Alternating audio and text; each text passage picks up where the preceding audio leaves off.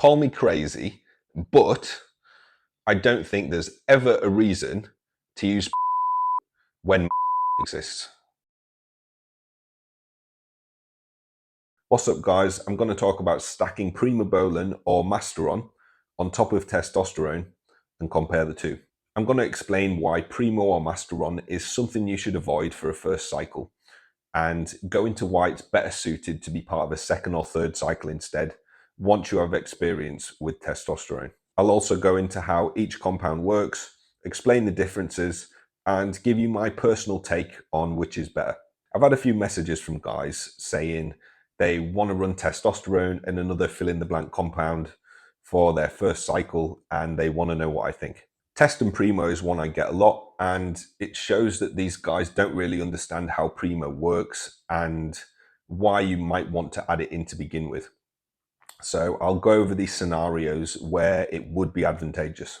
You can really think of secondary compounds, so Primo, Masteron, EQ, Nandrolone, Tren, as modulators of testosterone that either amplify the effects, control some of the side effects, most notably estrogen, or add additional benefits that testosterone itself doesn't provide. For example, then, you would use Primo to help control some of the estrogenic sides of superphysiological levels of testosterone because Primo itself doesn't aromatize, and one of its metabolites actually acts as an aromatase inhibitor that brings down estrogen. So really, it's silly that you would use it as a first cycle because A, you don't know your individual aromatization rates to begin with, and B, it's just another variable to juggle at the end of the day, along with it being more expensive, lower concentration, and it generally has more post-injection pain than other compounds. I've said it before, and I'll say it again. The way to control estrogen on a first cycle is with an AI if and when problems arise. I did a whole video on that I'll link. It's called Estrogen Management on Cycle and TRT. So after you know your aromatization rates, then you can look at doing away with the AI and controlling it with Primo next cycle. The reason you don't do it on the first cycle is, as I mentioned a minute ago, it's just going to be guesswork as to where estrogen is going to be landing, and you might not even need to use something like Primo to begin with. Let's look at scenarios then where you might want to add in Primo or Masteron.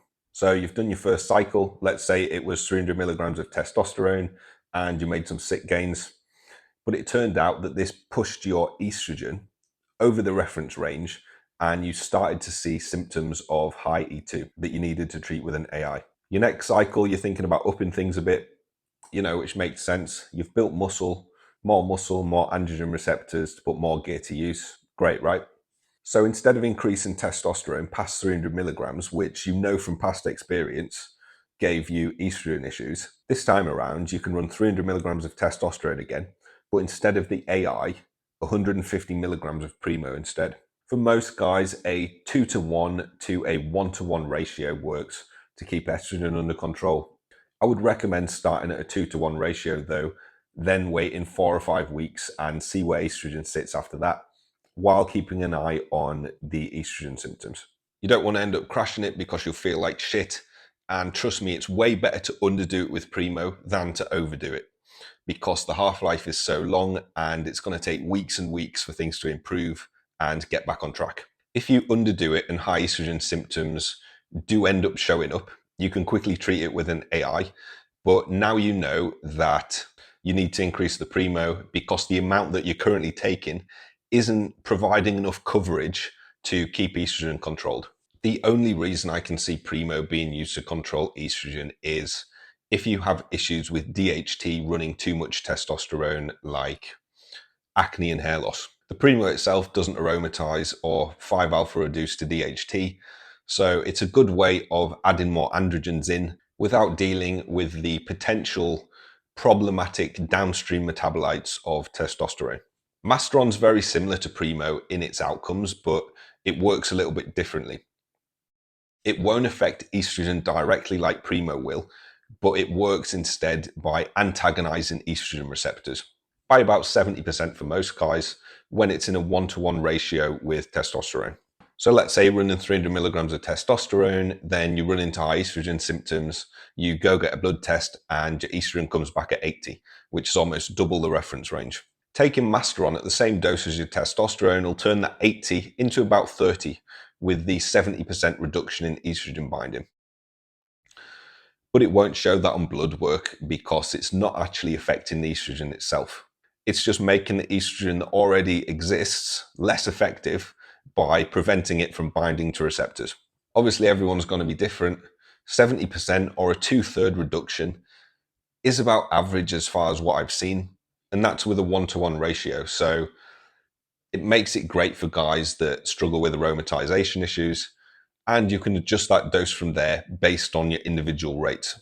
It's a shame too because a lot of this hasn't been studied to a further extent because Masteron isn't on the market anymore. So we don't know if it's Masteron doing this or whether it's one of the metabolites of Masteron. We can just observe the result of what it's doing in practice. Call me crazy, but I don't think there's ever a reason to use Primo when Masteron exists. They work differently, but ultimately in the end, they achieve the same thing. They increase androgenic load and drive protein synthesis via the androgen receptor while controlling estrogen. Guys will argue that Primo's better, but I just don't see it. Typically, Masteron runs about half the price of Primo and in higher concentrations. The most I've seen Primo is 150 milligrams per milliliter, and I've seen Masteron up to 250 milligrams per milliliter. So quite a big difference there. And I'm not saying you should never use Primo.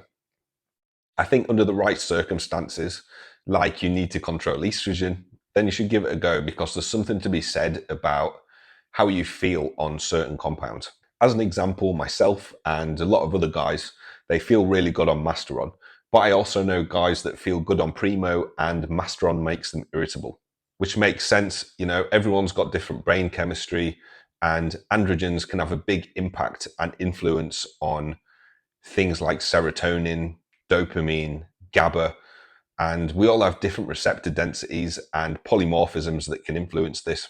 And even the personality and temperament of somebody could influence how a particular anabolic and its metabolites affect their mood and sense of well-being. So I would say try both. But if you have tried both and your goal is to control estrogen, personally, I'd go for Masteron over Primobolan any day of the week. Hope this helps, guys. Any comments or questions, drop them and I'll get back to you. And if you want me to compare other compounds, let me know and I'll do just that. Aside from that, thanks for watching, guys.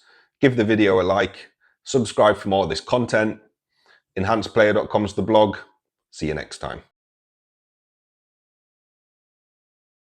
We're rocking and rolling.